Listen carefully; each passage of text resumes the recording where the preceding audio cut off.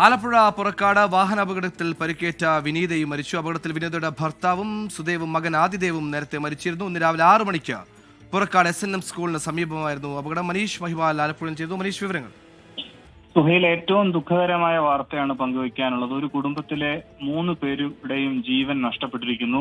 ഇന്ന് രാവിലെയാണ് വാഹനാപകടം ഉണ്ടായത്. അതിൽ ഗുരുതരമായി പരിക്കേറ്റ വിനീതയെ ആദ്യം വണ്ടാനം മെഡിക്കൽ കോളേജിലും പിന്നീട് തിരുവല്ലയിലെ സ്വകാര്യ ആശുപത്രിയിലും പ്രവേശിപ്പിച്ചിരുന്നു. തലയ്ക്കായിരുന്നു ഗുരുതരമായി പരിക്കേറ്റിരുന്നത്. പക്ഷേ രാത്രി 8:30 വിനീതയും മരണത്തിന് കീഴടങ്ങിയത്. രാവിലെ 6 മണിക്ക് 7 മണിക്ക് ഇടയ്ക്ക് പുറക്കാട് പുന്തല SNM SS സ്കൂളിന് സമീപം ദേശീയപാതയിൽ വെച്ചാണ് അപകടം ഉണ്ടാകുന്നത്.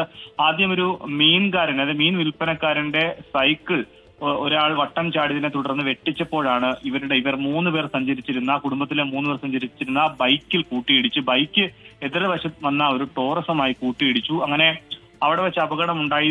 അപകട സ്ഥലത്ത് വെച്ച് തന്നെ 12 സുദേവ്, അതായത് ഭർത്താവ് സുദേവ് മരിച്ചിരുന്നു. മകൻ 12 വയസ്സുള്ള ആദിദേവനെ ആശുപത്രിയിലേക്ക് കൊണ്ടുപോകും വഴിയാണ് മരിച്ചത്. അങ്ങനെ ഒരു കുടുംബത്തിലെ 3 പേർ, സുദേവ് 45 വയസ്സ്, മകൻ ആദിദേവ് 12 വയസ്സ്, വിനീത.